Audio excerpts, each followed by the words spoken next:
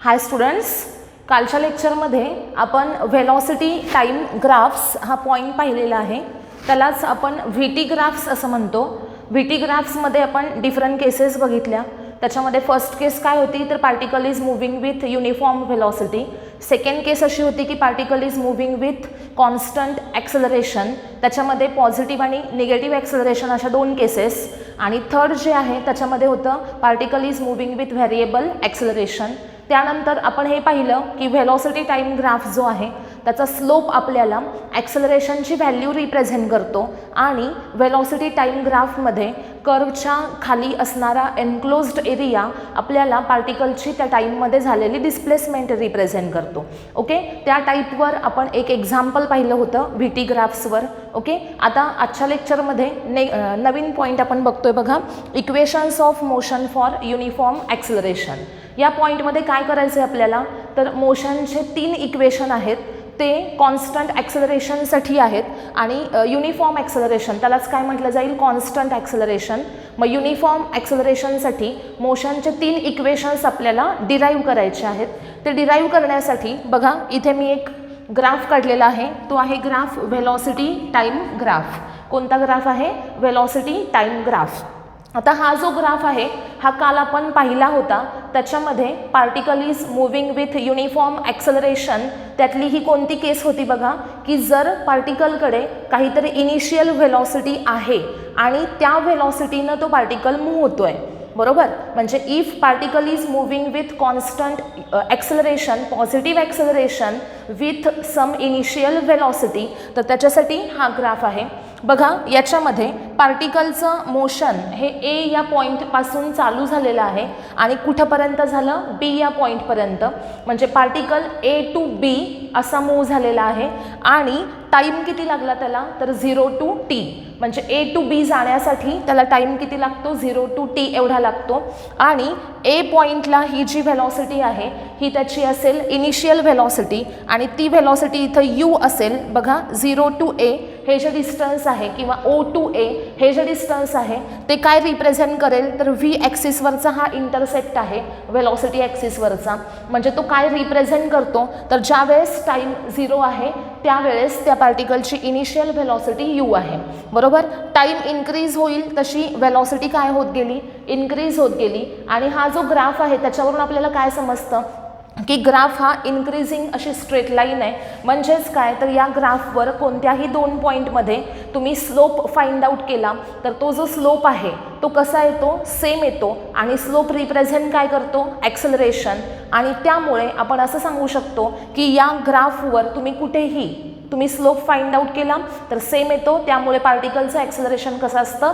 Constant असतं. आणि म्हणून पार्टिकल इथे कोणत्या ॲक्सेलरेशननी मूव्ह होतो असं म्हटलं जातं तर युनिफॉर्म ॲक्सेलरेशन. मग आता पार्टिकल इथे युनिफॉर्म ॲक्सेलरेशनमध्ये आहे आणि पार्टिकलची इनिशियल व्हेलॉसिटी किती आहे तर यू एवढी आहे. ओके, तर ए बी या लाईनचा आपण जर स्लोप फाइंड आउट केला, बघा फर्स्ट आपण फाइंड आउट करूया स्लोप कोणाचा? ए बीचा. ए बी ही जी लाईन आहे तिचा आपण स्लोप फाइंड आउट केला ए बी या ग्राफचा over time 0 to t. Okay, तर काय येईल सांगा मला? इज इक्वल टू काय असेल तर final velocity minus initial velocity upon final time minus initial time. म्हणजे काय येणार तर v2 मायनस v1 अपॉन काय असेल तर t2 मायनस t1. मग आता पुढे काय येईल सांगा मला? बी पॉईंटला असणारी व्हेलॉसिटी म्हणजे v2 आहे. ए पॉईंटला असणारी व्हेलॉसिटी म्हणजे v1 आहे. त्यानंतर बी पॉईंटला असणारा टाईम आहे t2 आणि t1 म्हणजे initial time at point A. Okay, तर v2 ही फायनल व्हेलॉसिटी बी पॉईंटला आहे आणि ती व्हेलॉसिटी किती आहे तर बघा इथे मी दाखवलेलं आहे इथं की ही जी टोटल व्हेलॉसिटी आहे 0 पासून मॅक्झिमम व्हॅल्यू त्याची किती आहे? v आहे. म्हणजेच ज्या वेळेस पॉईंट हा बी या पॉईंटला पार्टिकल रीच होतो, बी पॉईंटला रीच झाल्यानंतर ही जी व्हेलॉसिटी आहे ती पार्टिकलनी अटेन केली आणि ती व्हेलॉसिटी जी आहे तिची व्हॅल्यू आहे v. ओके, म्हणजे फायनल व्हेलॉसिटी ॲट पॉईंट बी किती असेल? v असेल. मायनस v1 म्हणजे काय? v1 म्हणजे व्हेलॉसिटी ॲट पॉईंट ए, बरोबर. पार्टिकल्स कशाचा स्लोप घेतोय आपण? ए पासून बी पर्यंतचा. A to B slope find out करतोय. बी पॉईंटला व्हेलॉसिटी आहे v आणि V1 म्हणजे काय तर initial velocity at point A. मग ए पॉईंटला व्हेलॉसिटी किती आहे बघा, ए पॉईंटला व्हेलॉसिटी आहे u, बरोबर. म्हणजे u is the initial velocity at point A divided by final time. आपल्याला इथं किती दिसतोय, बी या पॉईंटला रीच झाल्यावर टाईम किती आहे, टी आहे, मायनस T1 म्हणजे initial time at point A किती आहे, व्हॅल्यू 0 आहे. मग काय आलं तर V minus u upon T, बरोबर. आणि स्लोप ऑफ ए बी म्हणजे काय असणार आहे तर DV अपॉन DT असणार आहे, बरोबर. DV अपॉन DT म्हणजे वाय ॲक्सिसवर असणारी जी फिजिकल क्वांटिटी आहे तिच्यामधला चेंज डिव्हायडेड बाय एक्स ॲक्सिसवर जी फिजिकल क्वांटिटी आहे तिच्यामधला चेंज. म्हणजे काय आलं DV अपॉन DT असं आलं. मग DV अपॉन DT केल्यानंतर आपल्याला काय मिळालं तर V minus u upon T असं मिळालं. आता मला सांगा DV अपॉन DT म्हणजे काय तर change in velocity with respect to time, म्हणजेच काय आहे ते ॲक्सेलरेशन आहे. मग त्यामुळे आपल्याला फॉर्म्युला कोणता मिळतो तर A is equal to V minus u upon T.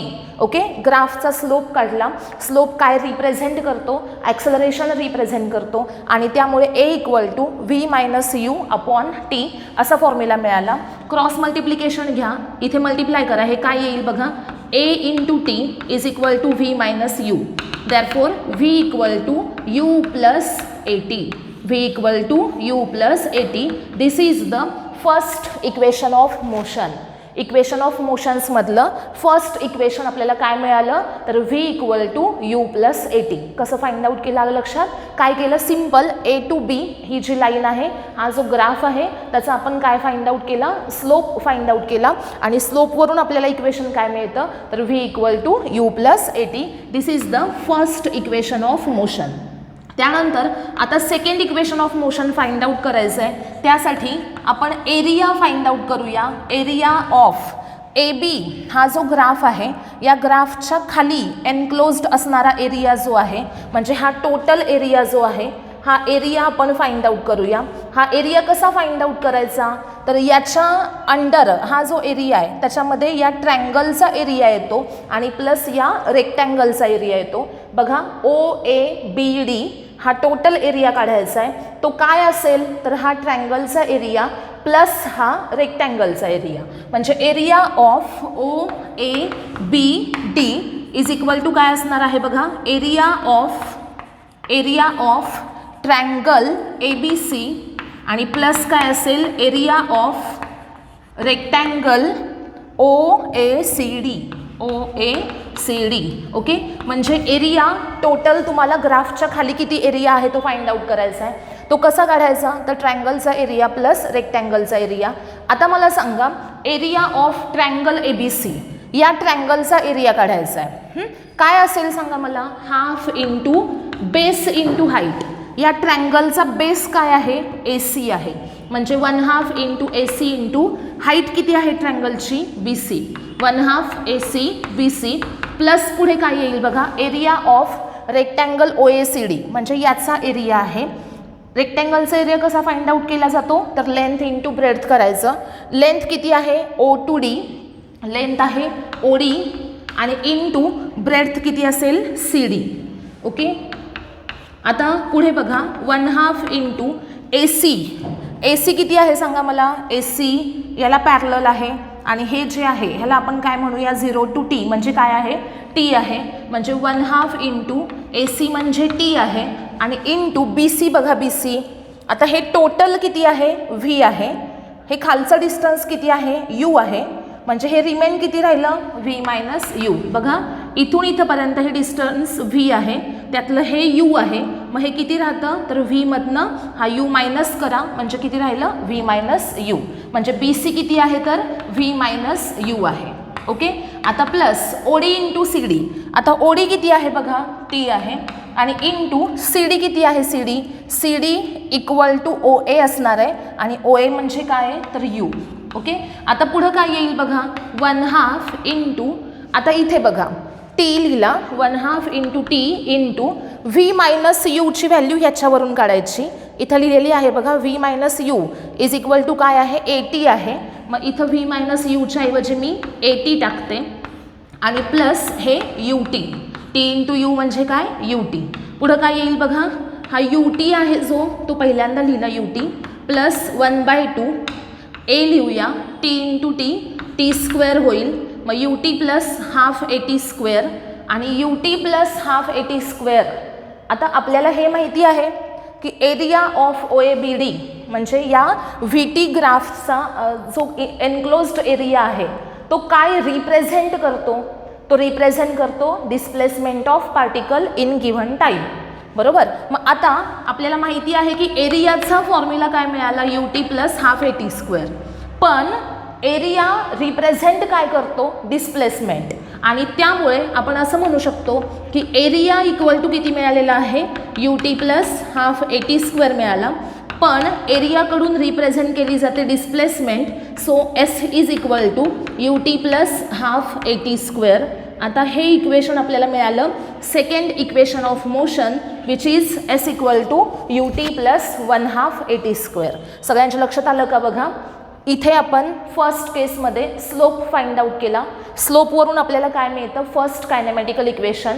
त्यानंतर सेकंड केसमध्ये काय फाइंड आउट केला ए बीच्या खाली एनक्लोज्ड असणारा एरिया, आणि तो एरिया कसा काढला ट्रँगलचा एरिया प्लस रेक्टँगलचा एरिया, आणि त्यानंतर याची ॲडिशन केली तर आपल्याला एरिया किती मिळाला U T plus 1/2 A T square मिळाला. पण व्ही टी ग्राफमध्ये ग्राफच्या खाली एनक्लोज्ड असणारा एरिया आपल्याला डिस्प्लेसमेंट रिप्रेझेंट करतो, आणि त्यामुळे डिस्प्लेसमेंट इक्वल टू काय आलं U T plus 1/2 A T square म्हणजे S equal to U T plus half A T square. This is the second equation of motion. Okay. First equation आहे V equal to you plus A T आणि second equation आहे U T plus half A T square. हे सगळ्यांनी तोपर्यंत note down करून घ्या. Okay.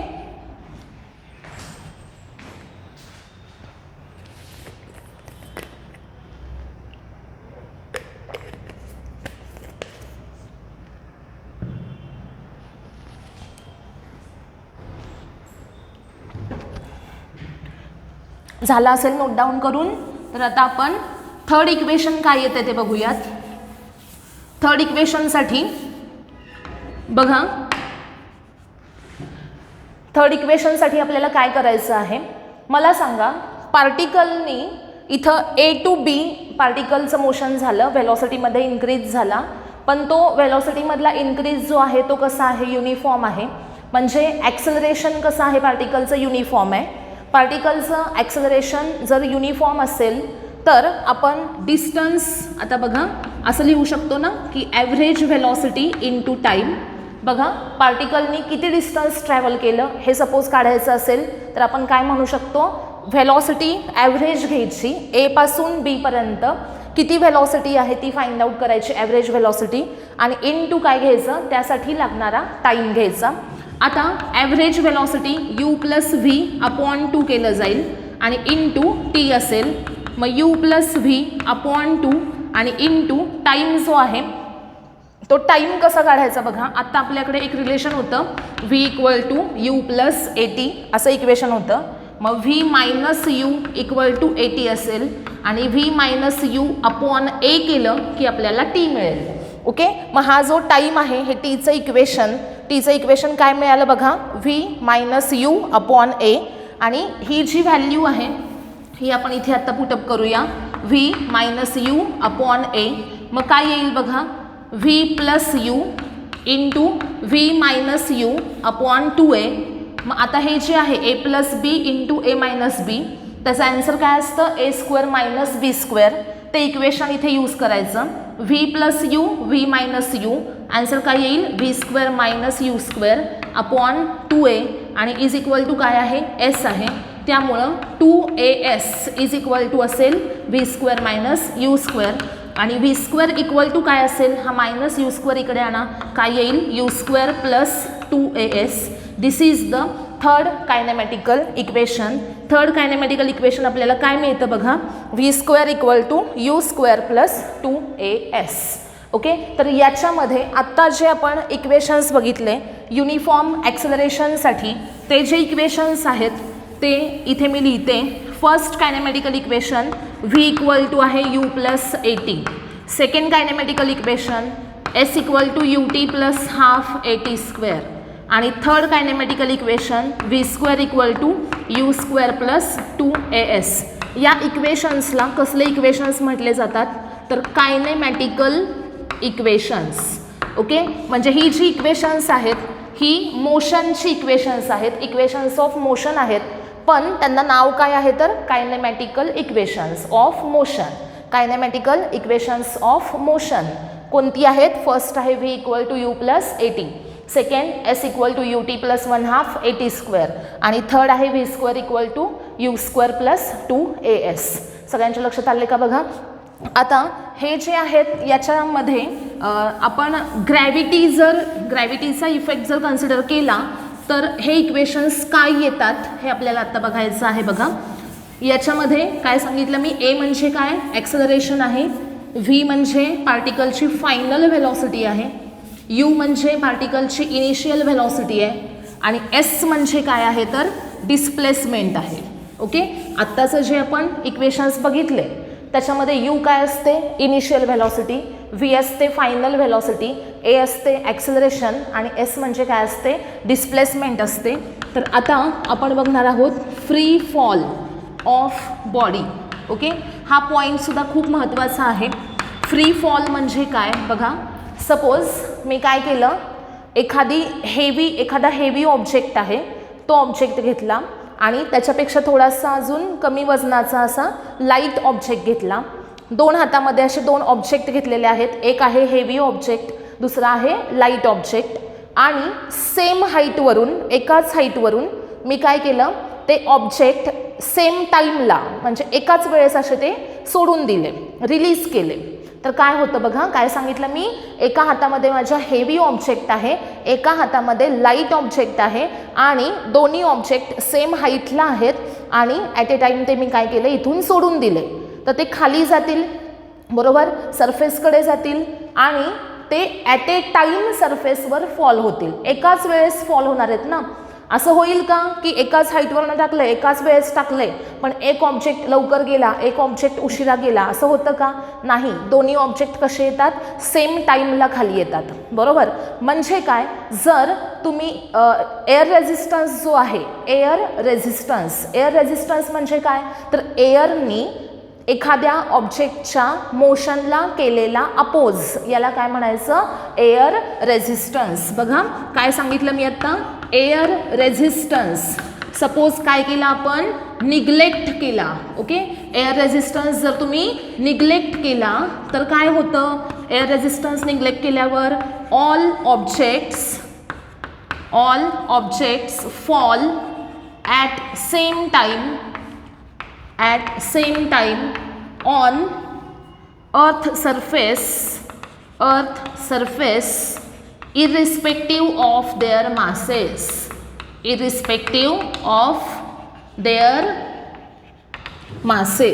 काय सांगितलं तुम्हाला आता बघा, जर एअर रेझिस्टन्स निग्लेक्ट केला, निग्लिजिबल असेल, तर त्या केसमध्ये काय होणार आहे, तर ऑब्जेक्ट कोणताही असू देत आणि एका हाईटवरून जर तुम्ही टाकला तर काय होईल, सेम टाईमला अर्थच्या सरफेसवर फॉल होईल, इरेस्पेक्टिव्ह ऑफ देअर मासेस. पण इथे कंडिशन अशी आहे की हाईट शूड काय असली पाहिजेत, same. Height should be same. जर डिफरंट हाईटवरून टाकला तर मग डिफरन्स असणार टाईममध्ये.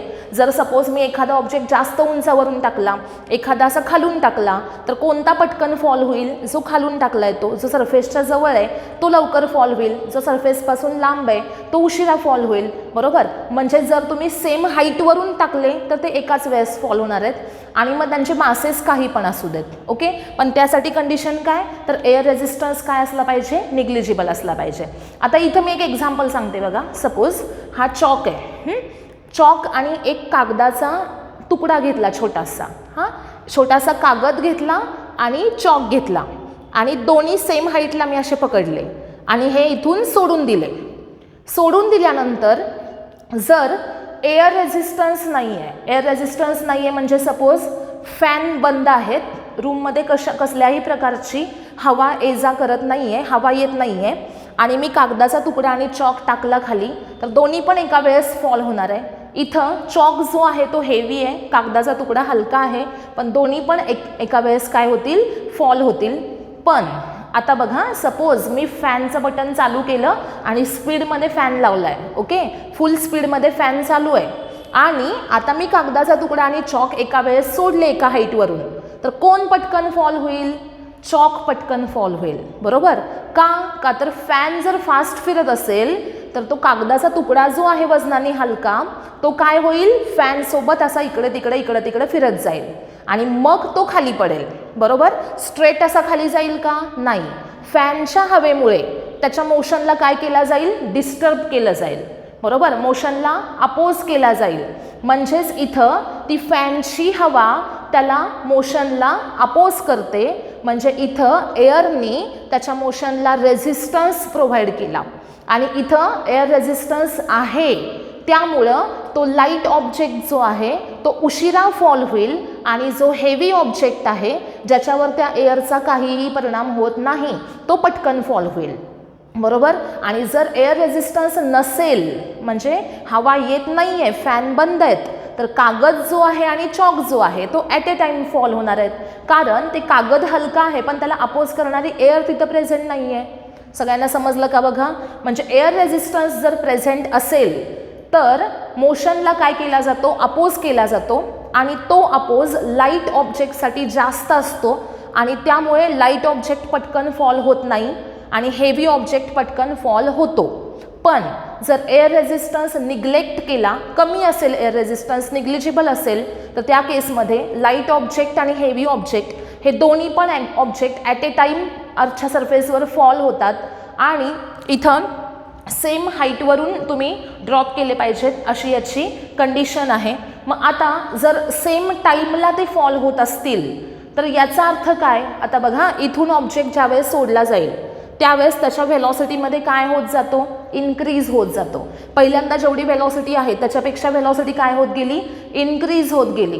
म्हणजे इथे बॉडीकडे काय आहे? त्या ॲक्सेलरेशन आहे, आणि हे जे ॲक्सेलरेशन आहे ते दोन्ही बॉडीजसाठी कसं असणार आहे? सेम असणार आहे. दोन्ही ॲट ए टाईम खाली पडतात, याचा अर्थ काय? की दोघांचं ॲक्सेलरेशन कसं आहे?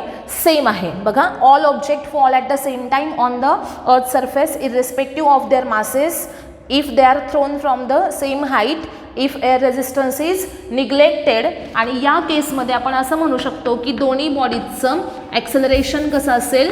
सेम असेल, okay.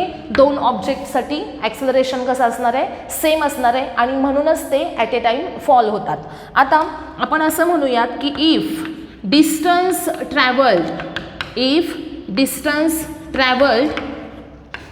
By object is less than radius of earth, then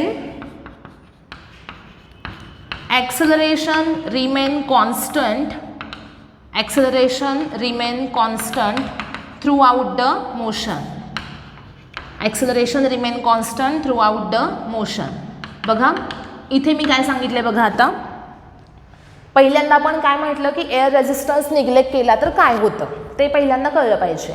air resistance neglect केला तर बॉडी हेवी असू देत किंवा लाईट असू देत, तिचं मास काहीही असू देत, पण कोणत्याही टाईपची बॉडी जर एका हाईटवरून टाकली तुम्ही खाली तर त्या दोन्ही बॉडीज सेम टाईमला खाली पडतील, दोन्ही एका वेळेस फॉल होतात. याचा अर्थ काय?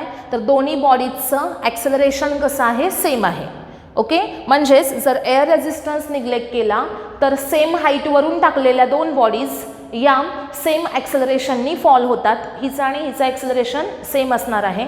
पण आता स्टेटमेंट काय आहे बघा, जर त्या बॉडीनं ट्रॅव्हल केलेलं डिस्टन्स हे अर्थच्या रेडियसपेक्षा कमी असेल तर त्या बॉडीचं acceleration through out the motion कसं राहतं? कॉन्स्टंट राहतं. म्हणजेच काय? जर सपोज मी हा चॉक थ्रो केला, तो अर्थच्या सरफेसवर इथं खाली फॉल झाला, ओके, तर हे जे डिस्टन्स आहे चॉकने ट्रॅव्हल केलेलं ते ऑब्व्हियसली अर्थच्या रेडियसपेक्षा कसं आहे? खूप कमी आहे, बरोबर. मग या केसमध्ये काय होतं तर या चॉकचं हे जे मोशन आहे त्याचं ते ॲक्सेलरेशन जे आहे ते पूर्ण मोशनमध्ये कसं असतं? कॉन्स्टंट असतं. म्हणजेच तो चॉक कशाने ट्रॅव्हल होतो आहे? युनिफॉर्म ॲक्सेलरेशनने ट्रॅव्हल होतो. म्हणजेच एखादा ऑब्जेक्ट हा अर्थच्या रेडियसपेक्षा कमी डिस्टन्स ट्रॅव्हल करत असेल, काय सांगितलं मी, एखादा ऑब्जेक्ट आहे जो अर्थच्या रेडियसपेक्षा कमी डिस्टन्स ट्रॅव्हल करतोय, तर त्याचं ॲक्सिलरेशन पूर्ण मोशनमध्ये, मोशन चालू झाल्यापासून मोशन संपेपर्यंत ॲक्सिलरेशन कसं असतं, कॉन्स्टंट असतं. म्हणजे कोणत्याही टाईमला तुम्ही चेक करा त्याच्या ॲक्सिलरेशनची व्हॅल्यू सेम असेल. आणि आपण काय म्हणूयात की जर दोन ऑब्जेक्ट आहेत at the same time same हाईटवरून टाकले तर या बॉडीचं ॲक्सेलरेशन आणि या बॉडीचं ॲक्सेलरेशन दोघांचं ॲक्सेलरेशन सेम आहे आणि त्यांनी ट्रॅव्हल केलेलं डिस्टन्स जे आहे ते अर्थच्या रेडियसपेक्षा स्मॉल असल्यामुळे त्या दोन्ही बॉडीजचं ॲक्सेलरेशन जे काही आहे ते throughout the motion start to end कसं असणार आहे, सेम असणार आहे. आणि हे जे कॉन्स्टंट ॲक्सेलरेशन आहे यालाच काय म्हटलं जातं तर ॲक्सेलरेशन ड्यू टू ग्रॅव्हिटी. काय म्हटलं जातं, ॲक्सेलरेशन ड्यू टू ग्रॅव्हिटी आणि त्याची व्हॅल्यू काय असते जी. ओके, म्हणजे इथे आता आपण काय बघितलं तर ॲक्सेलरेशन ड्यू टू ग्रॅव्हिटी म्हणजे काय. हां, आता ॲक्सेलरेशन ड्यू टू ग्रॅव्हिटी म्हणजे काय, कन्सेप्ट लक्षात आलं का. एअर रेझिस्टन्स निग्लेक्ट केला, बॉडीचं मास काहीही असू देत, दोन्ही बॉडीज सेम हाईटवरून रिलीज केल्या, सेम टाईमला फॉल होतील, याचा अर्थ दोघांचं ॲक्सेलरेशन सेम आहे.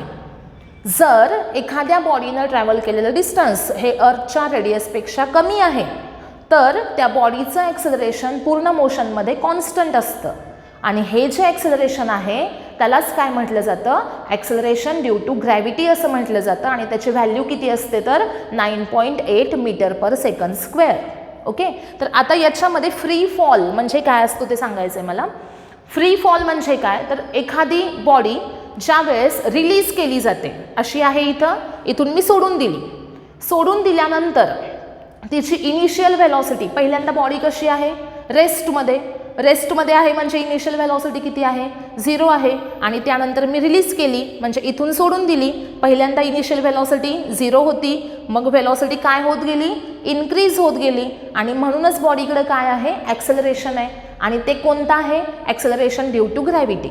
ओके, म्हणजेच जर एखादी बॉडी तुम्ही रिलीज केली, सोडून दिली अशी, तर ती खाली जाते अर्थच्या सरफेसकडे, त्यावेळेस त्या बॉडीची इनिशियल व्हेलॉसिटी ऑलवेज किती असते 0 असते आणि असा जो फॉल होतो बॉडीचा, इनिशियल व्हेलॉसिटी 0 आहे, सोडून दिली ती ॲटोमॅटिकली कुणाकडे जाते तर अर्थच्या सरफेसकडे जाते आणि कोणत्या ॲक्सेलरेशननी फॉल होते तर ॲक्सेलरेशन ड्यू टू ग्रॅव्हिटी. बरोबर, चॉक आहे, चॉक असा मी सोडून दिला इथून तर इनिशियल व्हेलॉसिटी 0 आहे आणि त्याचं acceleration through out the motion constant आहे आणि किती आहे ते ॲक्सेलरेशन ड्यू टू ग्रॅव्हिटी जी. म्हणजे फ्री फॉल म्हणजे काय तर असा फॉल आहे, असं मोशन आहे ज्याच्यामध्ये पार्टिकलची इनिशियल व्हेलॉसिटी 0 आहे आणि व्हेलॉसिटी इन्क्रीज होत जाते कंटिन्युअसली आणि ज्या वेळेस अर्थच्या सरफेसवर रीच होईल त्यावेळेस काय असेल व्ही असेल व्हेलॉसिटी, इनिशियली यू असेल, यूची व्हॅल्यू किती असते 0 असते आणि त्या बॉडीचं ॲक्सेलरेशन हे कोणतं असतं तर ॲक्सेलरेशन ड्यू टू ग्रॅव्हिटी असतं. अशा प्रकारच्या मोशनला काय म्हटलं जातं फ्री फॉल. ओके, मग फ्री फॉल ऑफ बॉडी कशामुळे होतो, कशाच्या अंडर होतो तर free fall of body occur under the gravity. कशामुळे होतो तर ग्रॅव्हिटीमुळे होतो म्हणजे अर्थच्या ग्रॅव्हिटेशनल फोर्समुळे होतो. ओके, तर आता याच्यामध्ये इक्वेशन्स जे आता आपण बघितले मोशनचे, त्या इक्वेशनमध्ये जर असा फ्री फॉल असेल तर चेंज काय होतो बघूया आपण.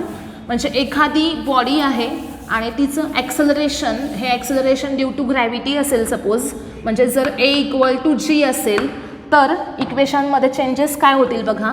V equal to you plus A T होतं ना, ए टीच्या ऐवजी जी टी येणार.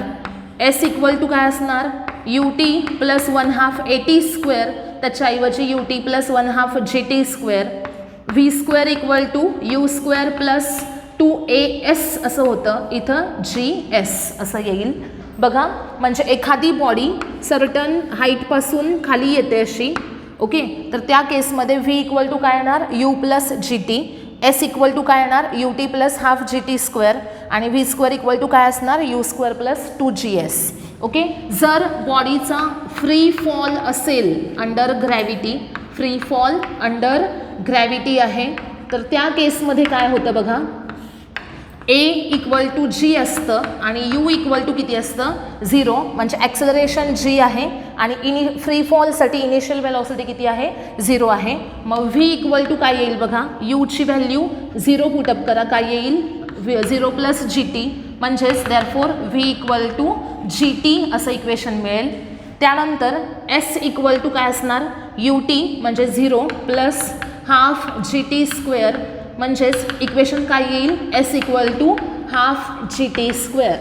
त्यानंतर V square equal to U square plus 2GS असं इक्वेशन आहे. मग आता इथं यू जी आहे ती व्हॅल्यू असेल 0. त्यानंतर इथे बघा एस इक्वल टू एच घेतलं जाईल. ॲक्सेलरेशन ड्यू टू ग्रॅव्हिटी एवढं असेल, इनिशियल व्हेलॉसिटी यू 0 असेल आणि एस म्हणजे पार्टिकलची डिस्प्लेसमेंट आहे. बघा पार्टिकल इथून सोडून दिला खाली पडतो, म्हणजे इथून इथंपर्यंतच गेला ना, ही त्याची डिस्प्लेसमेंट झाली, म्हणजेच काय तर त्याची ती हाईट झाली.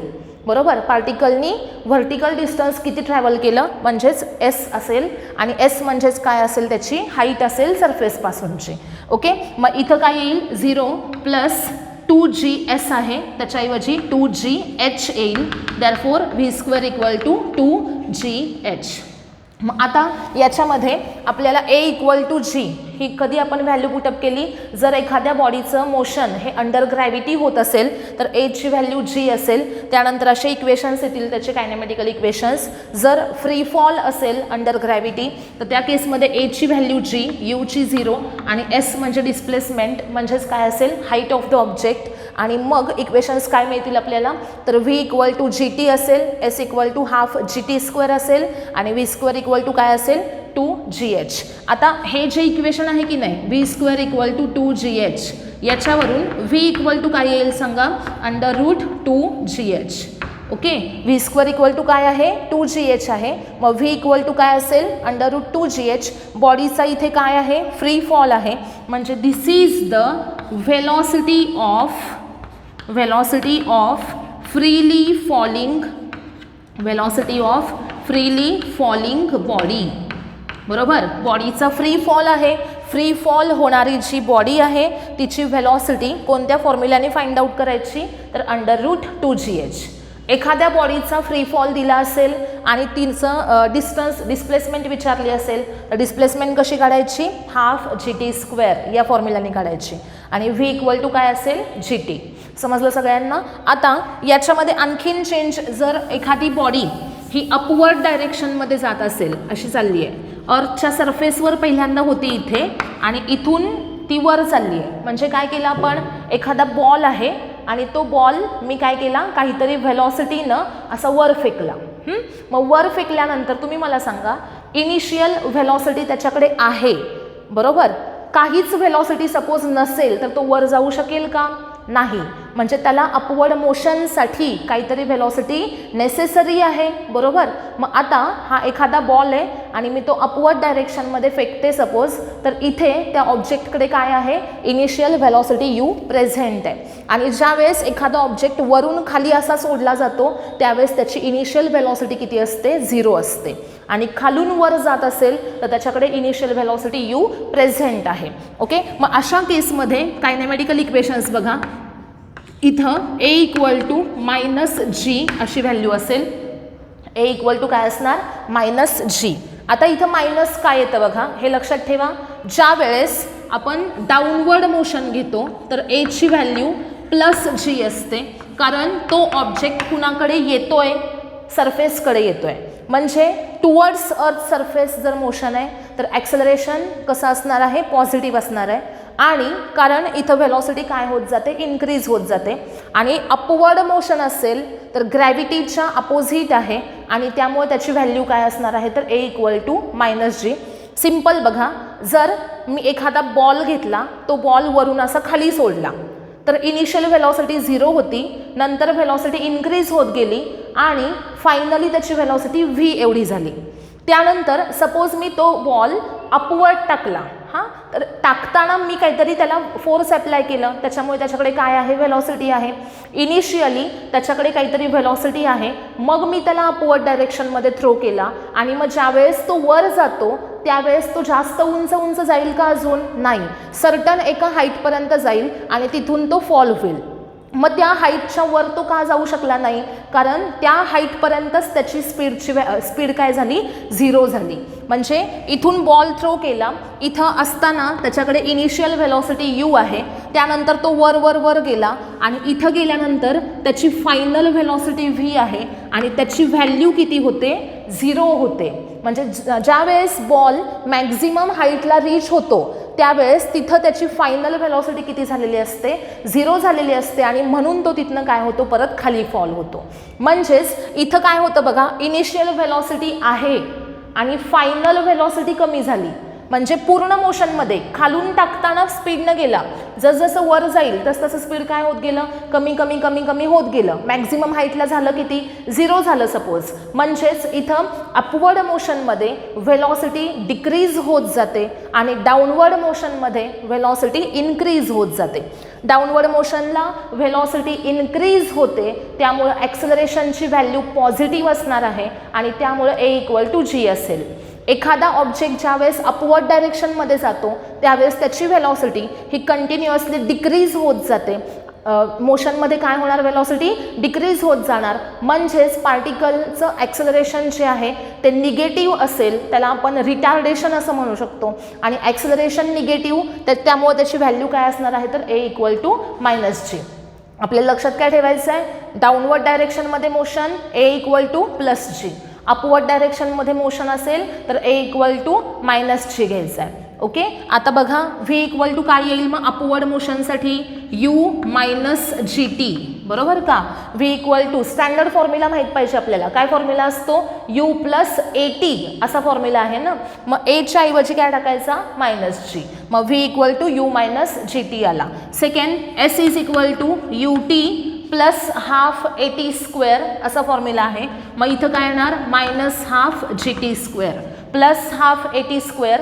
मग त्याच्याऐवजी Aच्या ऐवजी -G टाकला की व्हॅल्यू आली S=UT - ½ त्यानंतर V² फॉर्म्युला काय येईल, U² - 2GH.